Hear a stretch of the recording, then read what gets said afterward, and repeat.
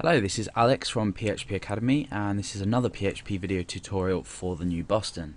Now in this tutorial I'm going to be talking about embedding PHP inside HTML. Now you obviously probably all know what embedding is. It's just putting something within something, embedding it inside. So if I was to set up my PHP document, and let's just use the example of, let's say, outputting hello world. Now if we come into our browser and refresh this, we can see that we produced with the text hello world.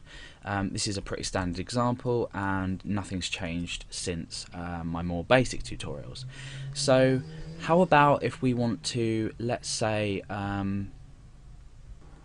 actually embed some text inside, for example, an input text box.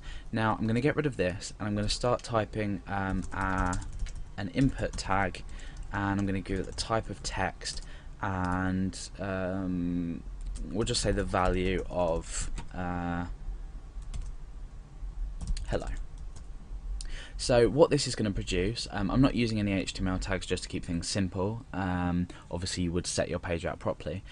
This example will produce a small text box with the text hello, which obviously is editable, so we can do what we want with it. Let's go back into this. So how about if I wanted to take a variable in PHP and just pop it into here, which later on in programming you will want to do, because you'll want to, say, dynamically update forms, and this is a great example to show you of how to take variables within PHP and put them straight into forms.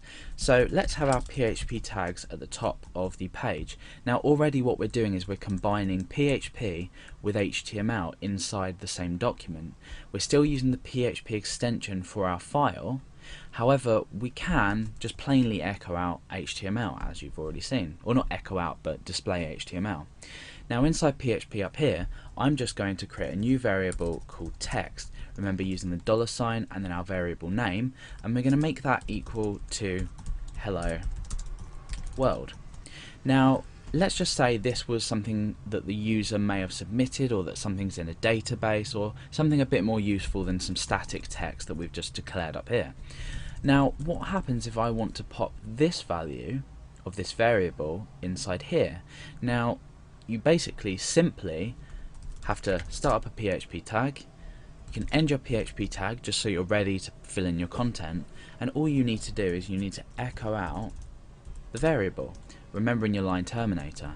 Because PHP code is processed on a one-line basis, it doesn't incorporate different lines necessarily when it's processed as a whole. So by doing this all in one line, you're still producing the same effect as if you were to do this.